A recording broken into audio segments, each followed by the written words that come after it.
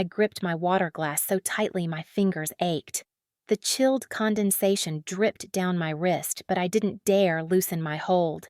If I did, I was afraid the glass might slip and shatter, just like the illusion of harmony that my family worked so hard to preserve. Mom slid a thick cream envelope across the polished oak dining table. Even before I touched it, I knew the weight of what it carried. The Matthews family crest gleamed in gold on the front, embossed so deeply it almost shouted at me. Of course Bianca would have a custom wax seal on every invitation. Nothing less than regal would suit her. Aren't they gorgeous? Mom beamed as though she herself had invented elegance.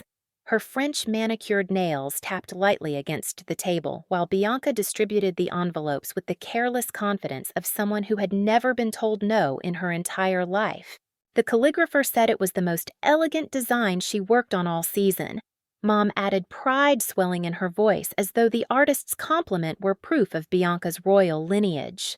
Dad cleared his throat chest, puffing out like a peacock ready to strut. I secured the grand ballroom at the country club.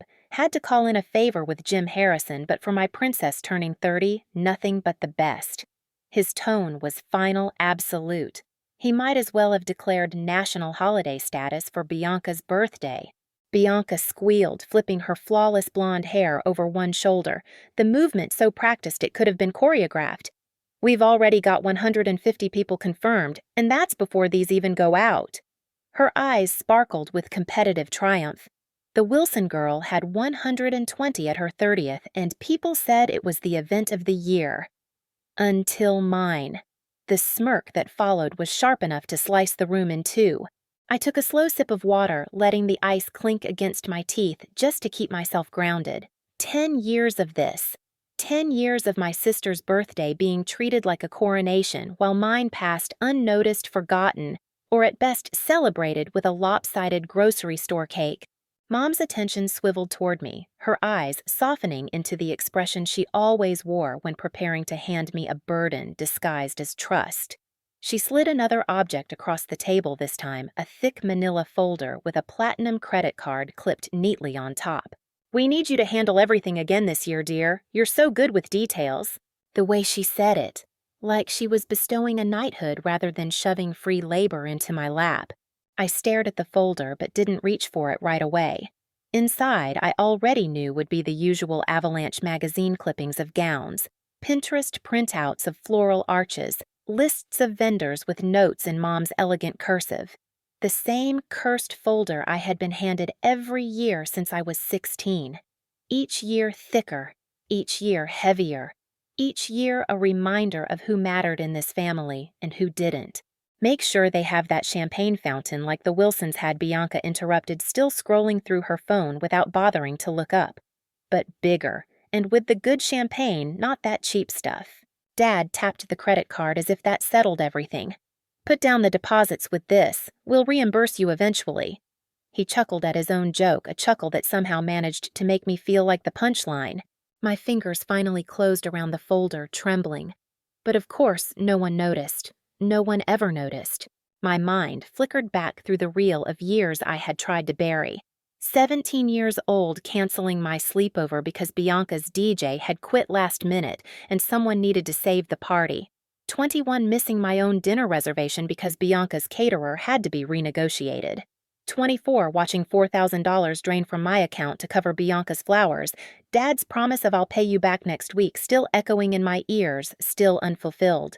And then the memories of my own birthdays 2 weeks after Bianca's. Always too soon after the family was partied out. Mom's favorite phrase, "Let's just do something small."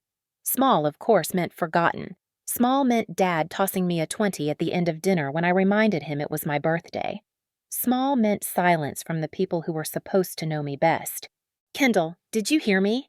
Mom waved her hand in front of my face, dragging me back to the present. "I said we need the deposits placed by Friday." "Yes," I murmured automatically. "I heard you." I forced my lips into a polite smile, the same smile I'd worn for a decade. Around me, the table buzzed with chatter about Bianca's gown fittings, the champagne variety, the exact number of candelabras required for the ballroom. Their laughter filled the room, yet I felt alone. Always alone. Bianca leaned across the table, her perfume sharp, her voice smug. "Don't mess this up, Kendall.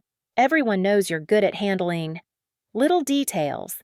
She said it with the same tone one might use when talking about a maid polishing silver. The words lodged deep in my chest.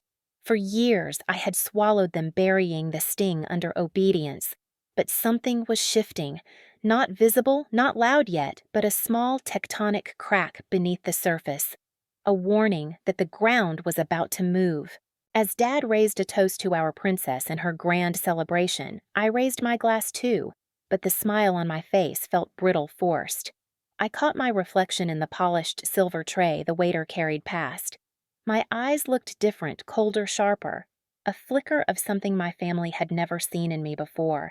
Defiance. I didn't know then how far that flicker would carry me, but I knew one thing as I sat in that suffocating dining room: I was done being invisible. I stared at the manila folder the way a diver studies the seam of ocean where the light thins and the drop begins. Its corners were softened from years of being passed to me like a family heirloom no one wanted to list in the will responsibility with a ribbon on it. I slid the platinum card off the top and set it at a perfect right angle to the placemat, a nervous habit I've had since high school: straighten a line, behave. Mom's voice drifted through the dining room like a scented candle, floral and persistent. "You always make magic, Kendall." The compliment hit me the way it always did, sweet on the tongue, sour in the stomach. When I finally opened the folder, a paper perfume rose, ink glue, glossy magazine pages, printed emails. On top, a mood board Bianca had curated, which meant she'd circled entire pages of a bridal magazine and written this in bubble letters. Beneath it, a spreadsheet I had built last year and the year before, copied and renamed like a dutiful ghost. Bianca, birthday, master, 2023, final, and unbelievably, 2024. For real. I scrolled through the columns in my mind because I knew them by heart. Rental lighting, florals, custom signage, barware staff gratuities, extra gratuities for when we inevitably changed everything the day before. Mom reached for the folder with a theatrically tender touch, as if blessing it. I added a few things, just ideas she said, which I knew meant mandates. Her nail tapped a printout of a champagne fountain shaped like a peacock. The Wilsons had something adorable like this, but this one is show-stopping. Dad coughed in approval as if the peacock had passed inspection. Bianca didn't look up from her phone, and definitely the silver palette, not gold. Gold is so expected. I had the irrational urge to laugh. My entire life had been silver to Bianca's gold. I tucked the folder under my arm and excused myself to the powder room, but really I needed a door to close between me and the performance. The mirror above the marble sink showed a woman with lipstick, too careful for someone in her 20s, and a line between her brows that hadn't been there last spring. I washed my hands longer than necessary and pressed a paper towel to my wrists to erase the condensation rings the water glass had left on my skin, as if I could wipe away dents time had made. On my way back, I paused in the hallway where family portraits marched in gilded frames. Bianca at 6 in a tutu, Bianca at 10 with a tennis trophy, Bianca at 16 in a tiara balanced like a halo. There were photos of all of us technically, but the lens always adored her first. I knelt to re-level a frame that had tilted there. I was at 15, holding a stack of place cards at a banquet hall, eyes wide and hopeful, the caption in Mom's careful hand: "Our organizer." Not daughter, not birthday girl, organizer. Back at the table, Dad was calculating guest counts like they were stock picks. "If 150 confirmed, we should assume 175, he said, pinching the bridge of his nose. "And the bar needs to be premium. None of that house vodka." Mom nodded. "I told Kendall we'll reimburse her promptly this time the way they'd said last time and all the times before." The card on the placemat threw off a cold gleam. I picked it up and tucked it back under the clip as if caging it. When we finally left, the folder sat heavy in my tote, a sleeping animal I was responsible for feeding. In the car, I let the radio play a talk show to fill the silence, the host droning about boundaries and burnout, like the universe had queued up my private channel. A caller said, tearful, "I don't know when I became the family fixer." "I don't know how to stop," the host said gently. "You stop by noticing the moment you were appointed and realizing you can resign." I pressed my thumb hard into the soft spot of the steering wheel and felt a pulse under my skin. Appointed at 16, 12 promotions, 0 raises. I drove home in a slow carefulness as if any sudden motion might spill the decision I hadn't yet dared to name. On my kitchen counter, I laid the contents out like a crime scene, folders clippings. A swatch card for linen colors, cool dove, bright pewter lunar shine, printed emails from a lighting company with subject lines that stacked into a poem. Re-follow-up Bonj, re-your inquiry. Reconfirming availability. I booted my laptop and opened my bank account, the numbers cool and factual. Every choice is an equation, I thought. What is invisible labor multiplied by a decade? What does it equal when divided by love? Between the spreadsheets and the swatches sat my old high school journal. I hadn't meant to pull it from the closet that morning, but something about the folder's weight had rattled other things loose. I flipped to a page with a smear of purple ink. April 18th, 2015. My 16th birthday today. The family drove to Bianca's volleyball tournament. Mom promised cake tomorrow. She forgot. I could taste the frosting that never came, the phantom of sweetness. Another entry, April 18th, 2016. No party.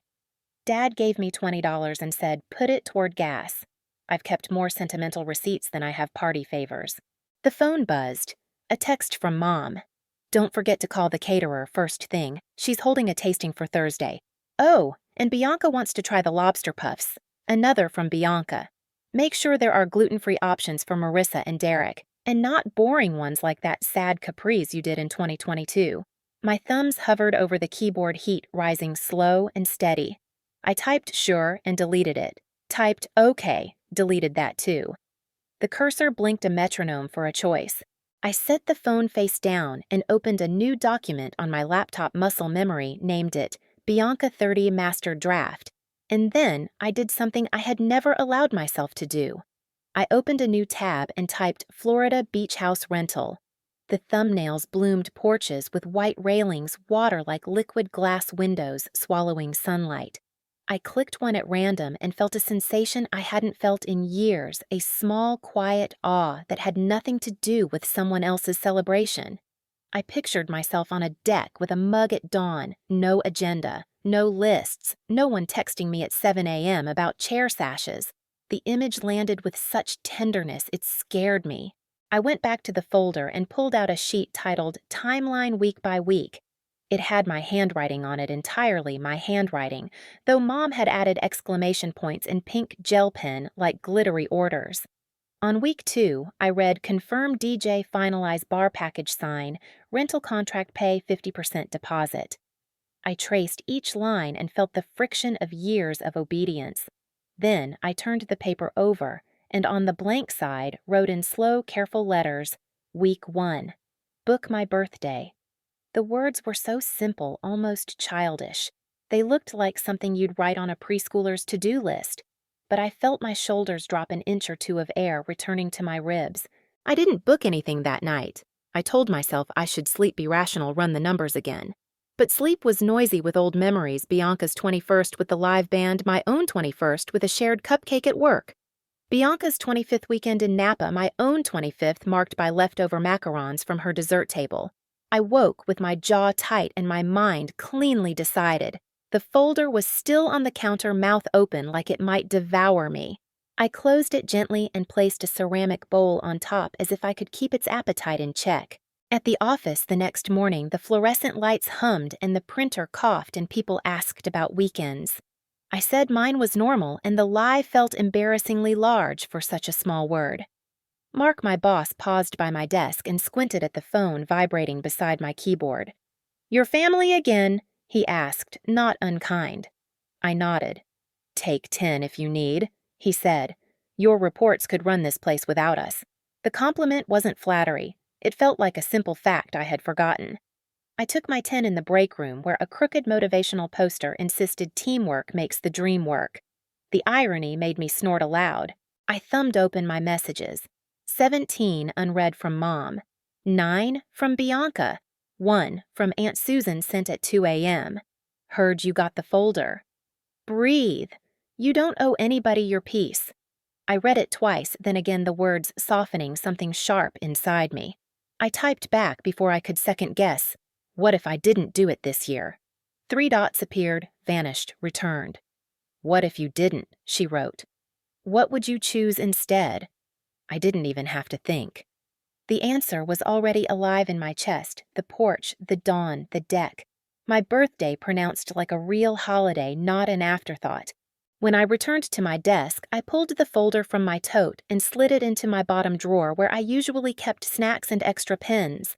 The metal caught, then surrendered with a little squeak. I closed it gently and rested my palm on the drawer as if calming a skittish animal. I opened my browser and without fanfare typed my own name into a calendar request, PTO Kendall's birthday. The autofill wanted to add Bianca's party prep. I backspaced the suggestion and hit send. A small box popped up, event created. No confetti animation or fireworks, just a quiet assertion it belongs to you now. That evening at home, I stood over the counter again and sorted the folder into 2 piles. Things I used to do and things I will never do again. In the first pile, vendor lists, email templates, contingency plans, emergency numbers. In the second, a swatch labeled Silver Linen Lunar Shine. I ran my thumb over its metallic thread and thought not cruelly, just clearly. It's not my color. I reached for my journal and wrote a new entry. Steady hand, steady breath. April 18, 20. Booked nothing for Bianca. Booked space for me. I underlined the last word, twice slow, like pressing a seal into warm wax. Somewhere between the lines of that entry, I realized the folder's weight hadn't changed, but I had. I could carry it a little longer while I laid the track for my exit. I could answer a few more texts while I booked the porch. I could nod at a few more demands while practicing a different word in the mirror. No. But the most shocking thing was how calm I felt, like a tide had turned while I was rinsing a coffee mug. No fireworks, no speech, no slammed door. Just a drawer closing with a soft click. Just a calendar block with my name on it. Just a woman setting down a burden she'd mistaken for a birthright. When my phone buzzed again, Mom asking about chair counts and Bianca asking whether mercury glass votives were overdone, I let both messages sit. I brewed tea, propped the porch photo on my laptop like a lighthouse, and breathed. For the first time in a decade of folders, I didn't feel like I was drowning. I felt like I had learned where the shore was and started walking toward it. I walked into the office the next morning with the folder still sitting in the bottom of my tote bag, its weight disproportionate to the paper inside. It was absurd how something so ordinary could feel like a stone dragging me under. The fluorescent lights buzzed faintly, the printer hiccuped its usual protest, and I plastered on the polite smile I'd perfected over the years. From the outside, I looked composed. Inside, I was splintering. By 9:00 a.m., my phone had already lit up with a dozen notifications. Mom, Bianca, a couple of voicemails from Dad that I didn't dare listen to yet. I placed the phone face down on my desk, but it kept vibrating like a living thing desperate for my attention. Janet from accounting peeked over her cubicle wall, raising her brows with sympathy. Family again, she whispered, and I nodded. She didn't press. She didn't have to. Half the floor probably knew by now that the Matthews family drama was a perennial season, and I was its unpaid stagehand. 10 minutes later, Mark, my boss, stopped by. Quarterly reports, he asked, then caught sight of my tight jaw and the constant rattling of my phone. Family stuff. His voice softened in a way I didn't expect. I nodded again, throat dry. Take 10, clear your head. You're always early with reports anyway. I should have thanked him, but the words jammed in my throat. I pushed back from my desk and slipped into the break room. The refrigerator hummed, the vending machine blinked its neon choices, and I finally let out the breath I'd been holding since breakfast. I checked my phone.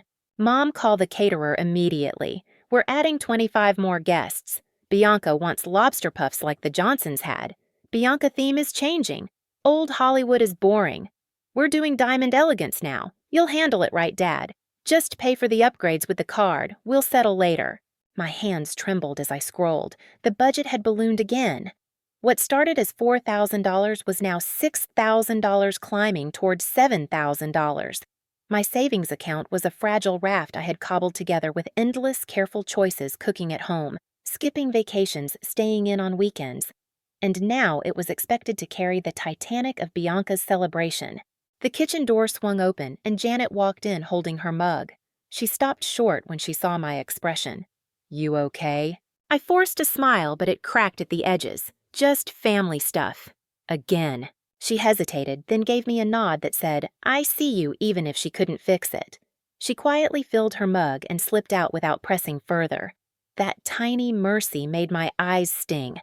I sat down at the break room table folder spread in front of me and stared at the color swatches.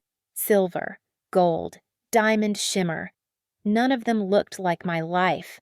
My birthday was 2 weeks after Bianca's, and I knew already how it would go. We're partied out. Pizza, maybe. A text at 9 o'clock at night. "Happy birthday, sweetheart," afterthought, tacked on between errands. The unfairness pressed against me like a vice. My own birthdays had been swallowed whole by Bianca's ever-growing empire of attention. And now, at 26, I was being asked once again to mortgage my sanity and my savings for hers. My phone buzzed again. Another text from Mom. "I'll be stopping by your office with fabric swatches at lunch. Clear your schedule." I put my head in my hands' elbows, digging into the break room table. For a wild moment, I imagined standing up, marching into Mark's office and saying, "I quit not the job, the family role."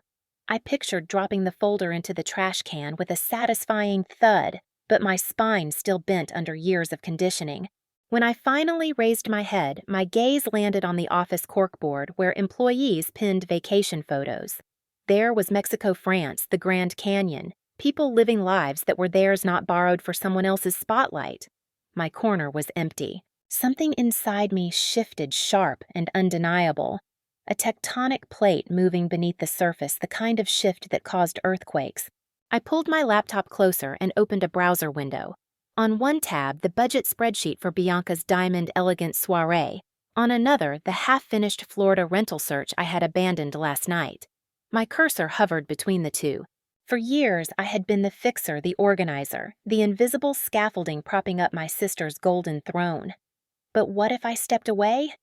What if I built something just once for me? I clicked back to the Florida page, my pulse hammering. White sand turquoise waves a bungalow with floor-to-ceiling windows. A place where no one knew the Matthews name, where no one expected me to conjure miracles from exhaustion. My phone buzzed again, rattling the break room table. I didn't even look. For the first time in years, I let it buzz unanswered. The decision wasn't fully made yet, but a seed had been planted deep and stubborn. And once planted, a seed doesn't unexist. It only waits for the courage to grow. By the time I got home that evening, my tote bag felt like it weighed 50 pounds. I dropped it by the door and kicked off my shoes, leaving them scattered instead of neatly placing them on the mat like I usually did. That alone felt like rebellion. The apartment was quiet, humming only with the low thrum of my refrigerator, and for the first time all day, I could hear my own thoughts. I pulled the folder out of the bag and dumped its contents onto the kitchen counter. Silver swatches slid across the laminate surface, followed by glossy magazine clippings of floral arches taller than a person, and printouts of tiered cakes glittering like crystal. The platinum card gleamed coldly from where it lay on top of everything, daring me to use it. I didn't touch any of it. Instead, I opened my laptop and clicked to the tab I hadn't been able to stop thinking about all day: Florida beach rentals. A photo filled my screen, an aqua bungalow perched on white sand-wide windows, drinking in sunlight, the ocean stretching endlessly behind it. My chest expanded like I had been holding my breath for years and finally remembered how to inhale. I clicked through more options. Each house had its own promise. Wraparound porches, hammocks strung between Palm's kitchens with tiled backsplashes the color of sea glass. For a moment, I let myself imagine what my birthday could be if it belonged only to me. A mimosa at sunrise laughter with friends who actually cared, no checklist of demands or frantic calls about lobster puffs. My phone buzzed on the counter, flashing Mom's name. I turned it face down and kept scrolling.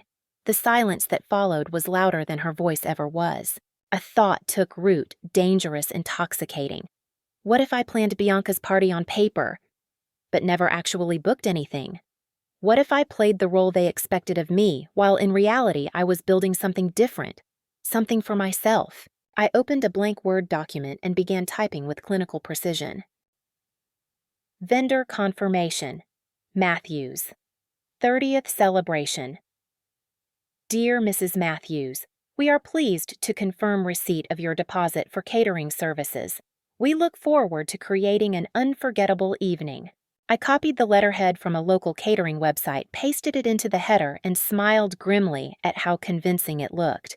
By the time I was finished, I had 3 fake contracts catering flowers and entertainment, all with logos and signatures I had doctored from old PDFs. If my parents asked to see proof, I'd hand them this neat stack. They would never question it.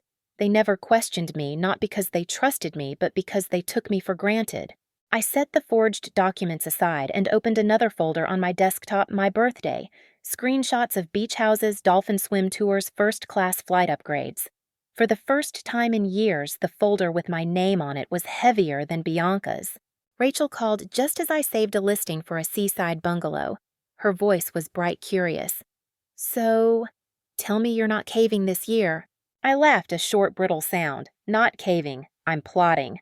Plotting. Let's just say Bianca's going to get the party she deserves, I said, glancing at the forged contracts, and I'm going to get mine. She gasped in mock scandal. Kendall, are you finally joining the dark side? Not the dark side, I corrected softly. The free side. There was a beat of silence before Rachel said more seriously, It's about damn time. Book the house. Do it before you talk yourself out of it. After we hung up, I stared at the screen. My cursor hovered over the Book Now button for the blue bungalow with floor-to-ceiling windows. The total glowed in bold numbers, 2 weeks of rent enough to wipe out a chunk of my savings. I thought about Bianca's peacock champagne fountain, about Dad's chuckle as he said he'd reimburse me eventually. No more eventually. I clicked, entered my credit card, hit confirm. The confirmation email landed in my inbox with a cheerful ping as if the universe itself had applauded. My hands shook, but not from fear. From exhilaration. I sat back staring at the words reservation confirmed. The folder on the counter loomed fat with swatches and demands. I didn't touch it. Instead, I poured myself a glass of wine and raised it toward the glow of my laptop. To my birthday, I whispered. The words tasted new, foreign, like I was trying on a language I had never been taught. The phone buzzed again. Mom, again. I ignored it. For once, the world didn't end when I chose silence. The next morning, I carried my secret like a hot coal in my chest. Every mundane sound at the office, the clack of keyboards, the ringing phones, the chatter near the printer felt muffled beneath the pounding of my own pulse. I had done it. I had booked something for myself. And for once, my life had a plan that wasn't written in Bianca's handwriting. By mid-morning, Rachel popped her head over the cubicle wall, her coffee steaming in a paper cup. She had that sly grin she wore when she knew something before anyone else. So, I turned my monitor just enough for her to see the email confirmation still glowing in my inbox, reservation confirmed, Blue Bungalow, Destin, Florida. Her squeal made 3 people look up. She clamped her hand over her mouth and whispered, Kendall, you actually did it. She slid into the spare chair at my desk like a conspirator in a spy film. I did it, I admitted, and the words were heavier, richer than I'd expected. 2 weeks. It'll cover my birthday. Rachel's eyes softened. Finally. Do you even realize this is the first time in your entire adult life you've chosen yourself? Before I could answer, my phone buzzed again, Mom's name flashing insistently. Rachel rolled her eyes and reached across to flip it face down. Ignore it, she said firmly. The world won't combust if Bianca has to pick her own linens. Something about the certainty in her voice was contagious. My shoulders eased. I've already started making fake contracts, I confessed, lowering my voice. If they demand proof, I'll have letters ready. Rachel leaned back, whistling. Well, damn, my girl's got a villain arc. Not villain, I corrected. Survivor. At lunch, Michael from accounting joined us in the break room. He had that easy charm people trusted without question. Rachel wasted no time filling him in. Guess who finally snapped the Matthews leash, she teased. Michael raised his brows. No, you didn't. I did, I said quietly, sliding my laptop his way so he could see the bungalow photos. He leaned closer, his smile widening. This is perfect, and you're not going alone, right? Rachel's coming, I said. He pulled out his phone, scrolling with quick fingers. Then I'm in too. I've got airline miles expiring soon. Might as well spend them on someone who deserves first class. I blinked. Michael, no, you don't have to. Already done, he interrupted, turning the screen toward me. A confirmation email from the airline glowed my name in bold letters under upgrade confirmed. The tears that pricked my eyes weren't about the flight. They were about being seen. That evening after work, I got a text from Aunt Susan Hurd, whispers, "You're finally doing something for yourself. Whatever it is, I'm proud. Let me know how I can help." I hadn't even told her yet. Gossip in my family traveled faster than wildfire, but for once it worked in my favor. My fingers shook as I typed back, "I'm going away for my birthday. Florida, with friends." Her reply came instantly, "About time. I'll cover your birthday cake. Don't argue." I sat in my quiet apartment phone in hand and felt a weight shift inside me. For years I thought I was alone, just the invisible daughter orbiting the golden star of Bianca. But I wasn't alone, not really. I had allies. Rachel with her laughter and daring, Michael with his unexpected generosity, Aunt Susan with her fierce, quiet love. I looked around at the scattered swatches still littering my counter and realized something monumental. I wasn't the only one tired of the Matthews charade. Other people wanted me free too. That night, Rachel came over with takeout spreading cartons of lo mein and dumplings across my coffee table. "Operation Birthday Girl is officially underway," she declared, raising a dumpling like a champagne toast. I laughed, clinking my chopsticks against hers. "Operation Birthday Girl," I repeated. And for the first time in years, the name didn't sound like a joke. Friday evening, I found myself back at my parents' dining table, the same mahogany battlefield where so many invisible wars had been fought. This time, though, my tote bag carried not just swatches and binders, but the arsenal of my rebellion. Inside were the forged vendor contracts I had spent hours perfecting, each one stamped with a logo, signed with a name pulled from old emails, dated and sealed as convincingly as any real deal. Mom sat at the head of the table, her pearls catching the light, her eyes already sparkling with anticipation. Dad scrolled on his phone, grunting occasionally at stock updates, while Bianca flipped through a glossy bridal magazine she was treating like a party manual. I laid the contracts out with practiced calm: catering, flowers, entertainment, each one with an official letterhead. "We trust you completely, dear," Mom said, barely glancing at the pages. She was too busy cooing at Bianca's latest gown choice to notice that the contracts were nothing more than smoke and mirrors. Her hand, delicate and manicured, slid an envelope across the table. "Here's the deposit money. $2,800 should cover everything right." I opened the envelope slowly, fingers brushing the crisp bills. Cash. Untraceable. My heart thudded in my ears, but my face betrayed nothing. "Yes," I said, folding the envelope shut. "That should be fine." Dad barely looked up. "Bianca's upset about the color scheme again. She wants silver instead of gold now. You'll handle it." "I'll handle it," I replied automatically. The phrase slipped out like muscle memory, but this time it tasted different, sweet instead of sour. I tucked the envelope into my bag next to the folder and felt the weight shift. It wasn't their burden anymore. It was my ticket. 3 days later, I stood at the bank counter, sliding the deposit envelope across the smooth wood. The teller, a young man with kind eyes, smiled as he counted the bills. "Saving up for something special?" he asked casually. I thought of the bungalow, its wide windows opening onto the ocean. I thought of Rachel, who had already started a group chat titled Operation Birthday Girl. I thought of Michael's first-class upgrade and Aunt Susan's promise of a cake waiting at the rental house. "Yes," I said, unable to suppress the curve of my lips. "Something very special." That night, back in my apartment, I spread the forged contracts across my kitchen counter, smoothing the pages with a deliberate hand. They looked so official, so final. If Mom asked for proof, I had it. If Dad wanted confirmation, I could show him. They had trained me for years to be meticulous, and now that training was being used against them. Rachel dropped by with a bottle of cheap wine and 2 plastic cups. "So, General," she teased, pouring generously, "what's our next move?" I lifted my cup, clinking hers. "Phase 2 of the plan," I said, voice steady. "Keep them believing everything is on track. Let them walk right into their own disaster." She grinned, eyes gleaming with admiration. "God, Kendall, you're terrifying when you finally play their game." I laughed, a real laugh that bubbled up from somewhere deep unburdened. "Not terrifying. Liberated." We drank the forged contracts spread between us like battle maps. And for the first time in my life, I wasn't the fixer, the organizer, the invisible daughter. I was the architect of my own escape. 2 weeks before Bianca's birthday, the Matthews family dining room looked less like a place for meals and more like a war room. The long mahogany table was strewn with catalogs, fabric swatches, and half-empty wine glasses. Mom sat at the head posture, sharp pearls gleaming against her collarbone.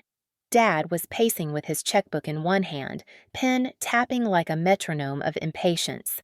Bianca, draped in a silk robe she treated like royalty attire, slapped a magazine down so hard the vase in the center rattled. "These decorations are completely inadequate," she wailed, stabbing her manicured finger at a centerpiece that cost more than my monthly rent. "This is the most important day of my life, and the florist thinks this will impress people. The Wilsons had centerpieces twice this size at their anniversary. Mine have to be bigger, brighter, unforgettable." Mom nodded, face creased with sympathetic distress. "Of course, darling. We'll make sure it's exactly what you deserve." Dad sighed, sliding into his chair. "We'll need to increase the budget again." His eyes flicked to me, heavy with expectation. "Kendall, just cover the difference until we can get to the bank next week." The words landed like iron chains, so familiar they almost didn't sting anymore. Almost. My lips curved into the automatic response I'd given for years. "I'll handle it." But the words tasted different now. I wasn't promising to fix Bianca's meltdown. I was promising myself that every fake contract I had drawn up was a brick in the wall between me and this circus. Bianca kept ranting, her voice climbing octaves. "The champagne fountain must have Swarovski crystals, and I'm changing the gown to silver sequins instead of gold, tell the decorator. Oh, and the head count is now 180 minimum." She tossed her hair like it was punctuation. Dad scribbled numbers into his ledger. Mom scribbled notes in the margins of her planner. And me. I sat quietly scratching across my own planner where I was pretending to tally costs, but was actually confirming my flight details for Florida. Departure time circled in red. Check-in instructions printed and folded into my purse. Mom's voice floated across the table. "Kendall, you're so good at keeping everything on track. We don't know what we'd do without you." The irony almost made me laugh. They didn't know what they'd do without me, and they were about to find out. Later that night, back in my apartment, I pulled my old journals from the shelf. The spines were worn, pages dog-eared. I flipped to an entry from April 18, 2015, my 16th birthday. Family forgot. Bianca's volleyball tournament was more important. Another from 2016, no party again. Dad gave me $20 when I reminded him. And another from 2017, Rachel brought cupcakes to school. At least someone remembered. My throat tightened as I traced the ink with my finger. A pattern had emerged long before tonight's meeting. Year after year, Bianca's spotlight had swallowed me whole. I closed the journal and whispered into the quiet, "Not this year." The seed that had been planted when I booked that bungalow was now sprouting roots. It grew through every ignored birthday, every unpaid reimbursement, every dismissive, "We'll do something small for you." The roots wrapped tight around my resolve, anchoring it. At the next family meeting, I wouldn't be their fixer. I'd be their storm. The alarm shrilled at 3:30 a.m., but I was already awake, staring at the ceiling in the darkness of my apartment. My suitcase stood by the door, neatly zipped, every item folded with precision. My brightest sundress, a swimsuit I'd bought 3 summers ago, but never dared to wear sunglasses too bold for the sensible Kendall my family always expected. Each item felt like a small declaration, "This is mine." A buzz lit up my phone. Rachel's message blinked across the screen. Outside. Engine off. No lights. Operation Birthday Girl is go. I slipped into sneakers and wheeled my suitcase down the hallway, every roll of the wheels sounding louder than it should. I locked my apartment door, pressing the key into the deadbolt slowly, deliberately, like sealing off the old life behind me. The air in the corridor smelled faintly of cleaning solution, sharp and sterile, but when I stepped outside into the early morning chill, it was freedom I inhaled. Rachel was waiting in her car window, cracked her grin visible even in the dark. She hopped out silently, hugged me tight, and whispered, "Happy almost birthday getaway, Queen." She hoisted my suitcase into the trunk like we were partners in a heist. The drive to the airport felt surreal. The streets were empty, slick from dew neon lights flickering over shuttered shops. I kept expecting my phone to buzz with Mom's voice, demanding I fix some last-minute crisis, or Dad reminding me to put deposits down, or Bianca shrieking about her sequined gown. But I'd silenced the phone, turned it face down. The silence wasn't scary anymore. It was sacred. Rachel handed me a travel mug of coffee steam curling in the dim glow of the dashboard. "To freedom," she said, raising hers in a mock toast.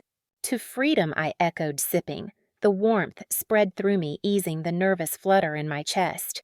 When we pulled up at the airport drop-off, the terminal lights gleamed like a promise. Rachel popped the trunk, and I gripped my suitcase handle with both hands. My pulse hammered when I stepped into the sliding doors, as if I were crossing a border into a new country. In a way, I was. At check-in, the attendant scanned my passport, smiled, and said, "You've been upgraded to first class, Miss Matthews, courtesy of airline miles from Michael." I blinked, startled. Michael from accounting. He'd actually gone through with it. My throat tightened, and I pressed a hand to my chest. "Yes," I said, smiling despite the lump in my throat. "That's me." Rachel nudged me. "First class, baby. Told you this year was different." Security boarding takeoff, they all blurred. When the plane finally lifted from the ground, I pressed my forehead against the window and watched the city shrink beneath me. The skyscrapers, the freeways, the manicured suburbs, all of it became smaller and smaller until it vanished into the patchwork of land below. My phone buzzed in my bag, 15 missed calls in 2 hours surely, but I switched it to airplane mode without looking. The notifications disappeared like smoke. Hours later, Florida sunshine poured through the wide glass doors of the rental car. The ocean glittered on the horizon, blinding and beautiful. When the bungalow finally came into view, a pale blue house with wide decks and floor-to-ceiling windows, I gasped. And then I saw them. Rachel, of course, but also Michael and Lisa, my old college roommate, standing on the porch, a handmade banner stretched between them. "Happy birthday, Kendall." My vision blurred. I climbed out of the car, suitcase forgotten, and pressed my hands to my mouth. They were cheering, waving, laughing. For me. Rachel wrapped an arm around my shoulders. "Surprise! We couldn't let you celebrate alone." Inside, the house was decorated simply but perfectly, fairy lights strung across the living room, fresh flowers on the table, a bottle of champagne chilling in the fridge. Not a single demand, not a single checklist, just thoughtful touches that said, "We see you." Someone pressed a champagne flute into my hand. I lifted it, voice shaky but strong. "To the real birthday girl," Rachel declared. "To me," I whispered, then louder with conviction. "To me." The glasses clinked, laughter echoed through the bungalow, and for the first time in 26 years, I wasn't a planner or a placeholder. I was the center. The Westlake Country Club ballroom should have been glittering that Saturday night, twinkling fairy lights, cascading roses, a champagne fountain tall enough to be seen from across the room. At least that was the fantasy Bianca had boasted about for months. Instead, at 6:15 p.m., the vast space was bare. No linens draped across tables, no music pulsing through speakers, no servers gliding with trays of hors d'oeuvres. Just emptiness echoing off marble floors. The venue manager stood near the door with a clipboard, his brows furrowed. He checked his watch, glanced around the vacant room, and shrugged to the few staff members scheduled for routine duties that night. They had no instructions, no catering orders, no decor delivery. At 6:27, the first guests arrived. A couple in cocktail attire swept in their heels, clicking against the floor. The woman adjusted her sequined dress, frowning. "Is this the Matthews party?" she asked, her confusion mirrored by the server who approached with an apologetic smile. "I'm sorry," he said, consulting his clipboard again. "We don't have any event scheduled here tonight." More guests trickled in luxury cars, filling the lot outside. Clusters of people formed murmurs, spreading like ripples. Some checked their invitations, rereading the date, confirming the address. Others pulled out their phones to double-check the grand posts Bianca herself had plastered all over social media. By 6:45, a crowd buzzed uneasily in the empty ballroom. The grand chandelier glittered down at bare tables.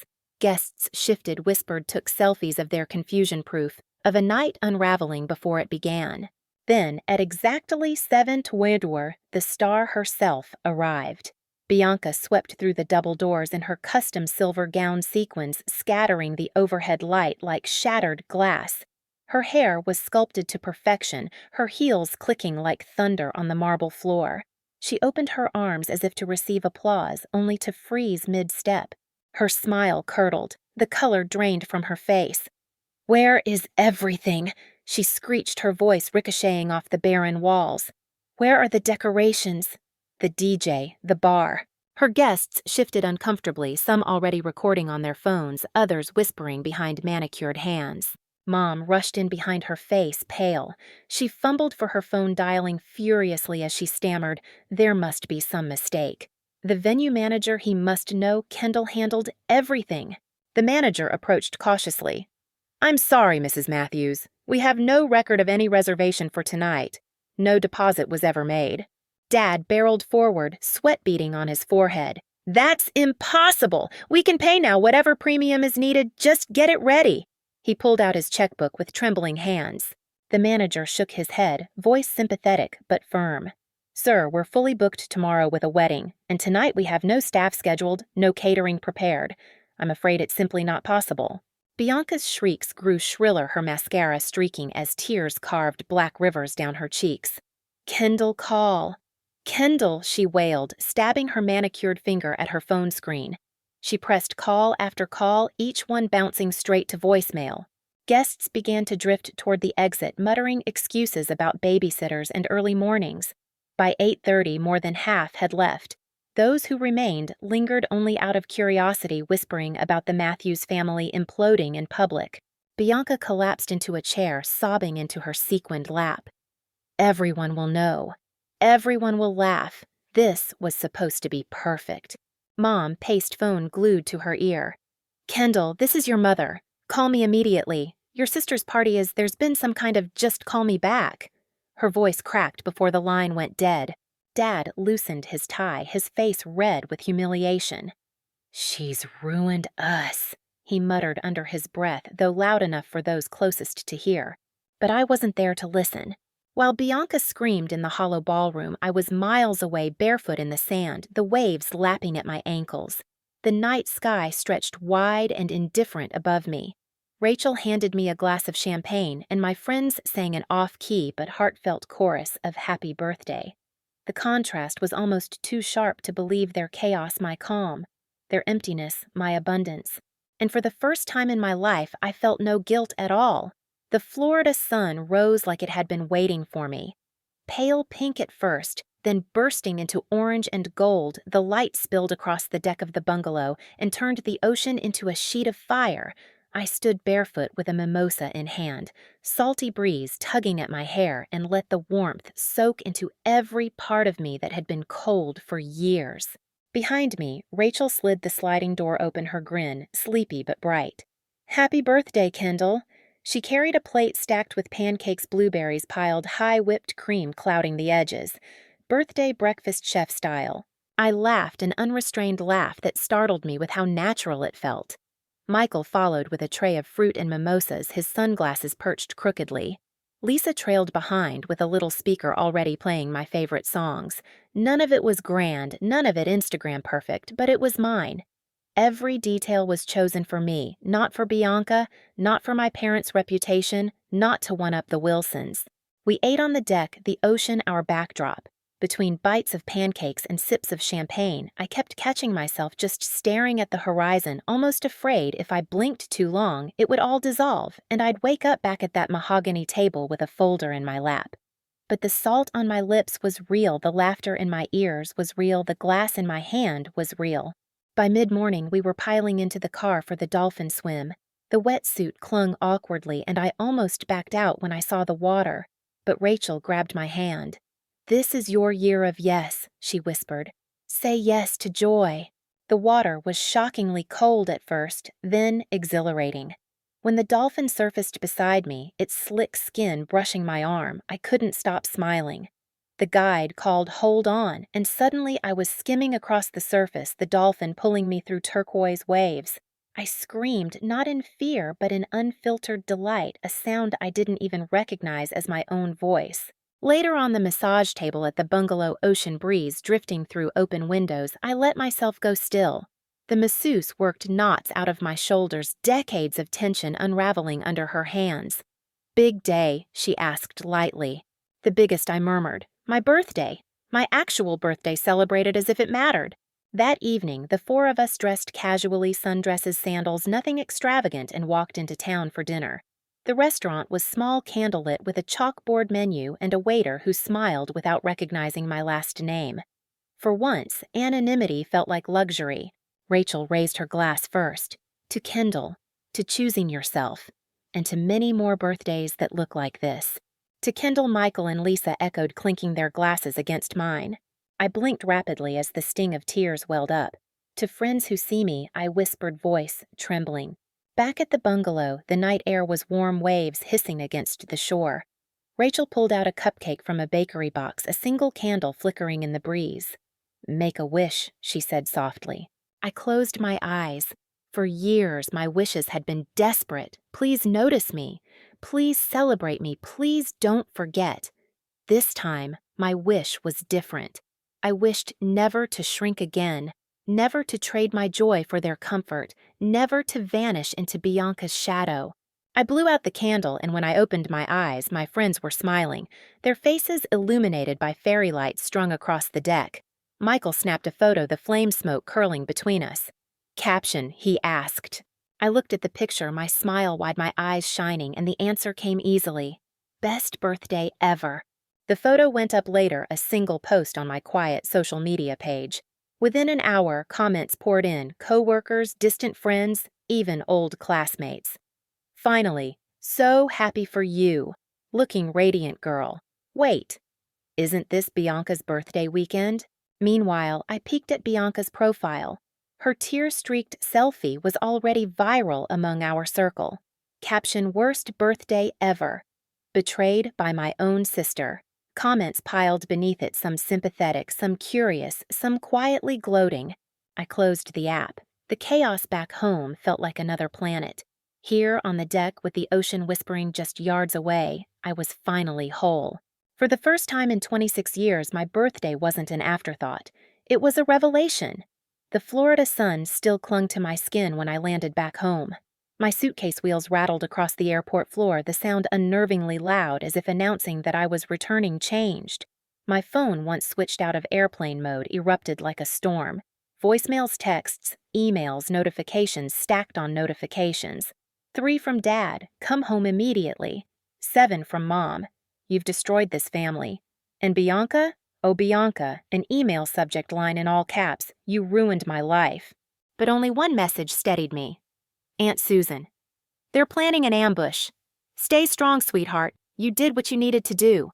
By the time the Uber pulled up to my apartment, my chest was tight, but my jaw was firm. I rehearsed words in my head, simple and sharp, "I matter too." The driver glanced at me in the mirror and said quietly, "Whatever you're heading into, you look ready for it." I gave a small, grateful smile. "I hope so." The moment I unlocked my door, I realized Aunt Susan had been right. They were already inside. Mom sat rigid on the couch, pearls perfectly in place, but her expression brittle. Dad paced near the window, hands jammed in his pockets like he might explode. Bianca occupied my reading chair, mascara smudged arms crossed in a posture of practiced victimhood. "How could you be so selfish and childish?" Mom snapped before I'd even stepped all the way inside. Her voice pitched higher with each word. "We raised you better than this," Dad added, jaw tight. "You've always been jealous of me," Bianca chimed in, tears balanced precariously on her lashes. I set my suitcase down, slowly, deliberately closed the door, and stayed standing while they sat. It was a subtle shift, but the power of it thrummed through me. I've been planning my sister's birthdays since I was 15. I began, voice steadier than I felt. I've canceled my own plans, used my own savings, and spent countless hours making sure her special days were perfect. Mom opened her mouth, but I lifted a hand. "I'm not finished." The words cut through the air, shocking even me. I pulled my phone from my pocket and opened my calendar app. "Here are the last 11 years of birthdays," I said, holding it up. Bianca's dates highlighted with events, venues, payments. Mine, I swiped. Blank. Every single year. Dad shifted uncomfortably, muttering, "That's hardly the point." "No, that is the point," I shot back. "I've never had a birthday party. Not once in 26 years. Florida was the first time anyone has celebrated me. My friend's Aunt Susan, they showed me what it feels like to be seen." I reached into my tote and pulled out a neatly tabbed folder, my counterattack. Receipts, credit card statements, bank transfers. I spread them across the coffee table like a dealer laying down winning cards. Here are the expenses I've covered for Bianca's parties. Over $6,000 in the last 3 years alone. Money I was promised would be reimbursed. Silence. The weight of it pressed heavy. Mom finally waved a hand, dismissive. "Birthdays aren't important at your age anyway." Dad's face hardened. "After all we've done for you, this is how you repay us, by humiliating your sister in front of everyone we know." Bianca sniffed theatrically. "Who would even come to your party? Nobody cares about you like they do me." Her cruelty should have gutted me, but instead it split something open. I almost smiled. "Funny you say that," I replied evenly, because I just spent 2 weeks with people who actually cared enough to show up for me, and I didn't have to beg them. They chose me. Mom blinked, thrown off by my calm defiance. Dad's mouth opened and closed, no words coming. Bianca just scowled as if the spotlight was finally burning too hot. I extended my hand toward Mom. "I need my apartment key back." She hesitated, fumbling in her purse, but finally dropped the key into my palm. The metal was cool solid, a boundary drawn at last. "From now on," I said, meeting each of their eyes in turn, "my birthday will be acknowledged just like Bianca's. Either we rebuild this relationship with mutual respect, or we don't have one at all." "You can't be serious," Dad sputtered. "I've never been more serious." I stepped to the door and opened it wide. "I think you should leave." They rose, slowly, disbelief painted across their faces. Mom paused in the doorway, her voice sharp with desperation. "We should discuss this when you're thinking more clearly." "I've never thought more clearly in my life," I answered without flinching. One by one they filed out. Bianca threw a final glare over her shoulder, a silent promise of war. I closed the door firmly behind them and slid the deadbolt into place. For a moment, the apartment was utterly silent. My back pressed against the door, my body sliding down until I sat on the floor. My hands shook, adrenaline buzzing through me. But this time the trembling didn't feel like weakness. It felt like freedom. A year later, my apartment looked nothing like the sterile little box it used to be. Strings of twinkling lights zigzagged across the ceiling, warm amber glows bouncing off coral throw pillows, and a rug the color of sunshine. On the walls hung framed photos from Florida me laughing in a wetsuit, Rachel holding a cupcake with a single candle, Michael snapping a group selfie with the ocean blazing behind us. Proof. Tangible proof that I was no longer invisible. The doorbell chimed, and I smoothed down my new haircut, shorter now with caramel highlights framing my face. A version of me that didn't apologize for taking up space. Rachel was the first to burst in carrying a homemade cake frosted in pale yellow swirls. Michael followed with a bag of gifts, Lisa with a bottle of sparkling rosé, and behind them stood Aunt Susan holding a neatly wrapped package with a satin ribbon. "Look at you," Aunt Susan said, her eyes shining as she gave me a once-over. "Standing taller, taking up space. Exactly as you should." I caught a glimpse of myself in the hallway mirror. She was right. My shoulders no longer curved inward. My smile reached my eyes. This was a woman who knew her worth. Rachel raised her glass once everyone had settled in. Champagne fizzed under the lights. "To Kendall," she declared, to the year she found her voice, and to many more birthdays celebrated the way they should be. The clink of glasses echoed like music. I laughed, a sound so easy now. My therapist would call this progress I teased, which made Rachel snort. But it was true. Since standing up to my family, the ripples had spread everywhere. I'd asked for a raise at work and got it. I'd earned a promotion. I'd started dating again without apologizing for who I was. The journal entries I used to write pleas for acknowledgement had transformed into records of accomplishments. As the party buzzed around me, Aunt Susan slipped beside me on the couch and lowered her voice. "Your mother called me yesterday, wanted to make sure I'd be here tonight." I froze. She did. Aunt Susan nodded. Baby steps. She even mailed a birthday card this week. On time. I thought of the stiff white envelope that had arrived 3 days ago, inside a simple handwritten note thinking of you. Happy birthday, Mom. No demands, no guilt, just 7 words. It wasn't an apology, but it was a beginning. Your dad's still struggling, Aunt Susan added with a small shrug. He asked when you'd get over this phase.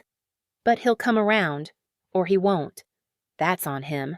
I exhaled slowly, then smiled. I can live with that. Bianca surprised me most.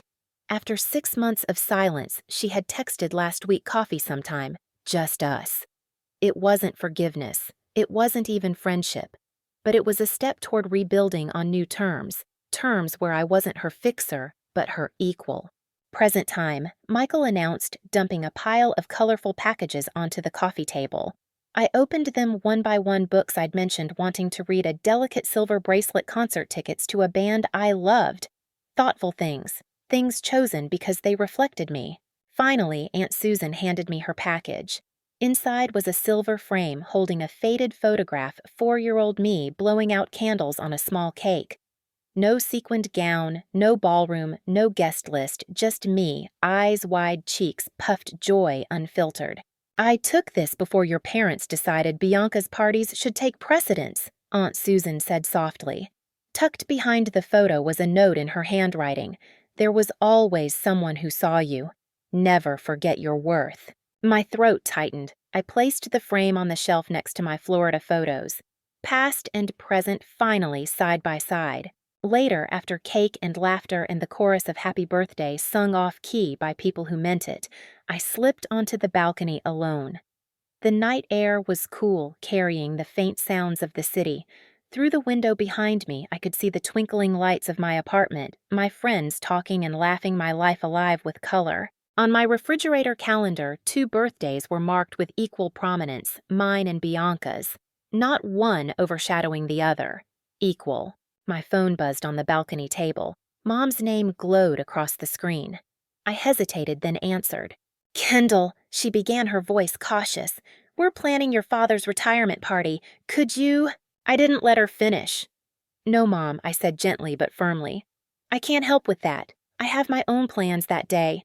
The silence on the other end stretched long, heavy. But it didn't frighten me anymore. When I hung up, I leaned against the railing, the silver-framed photo of 4-year-old me smiling through the window. The girl who had always been worthy. The woman who finally believed it.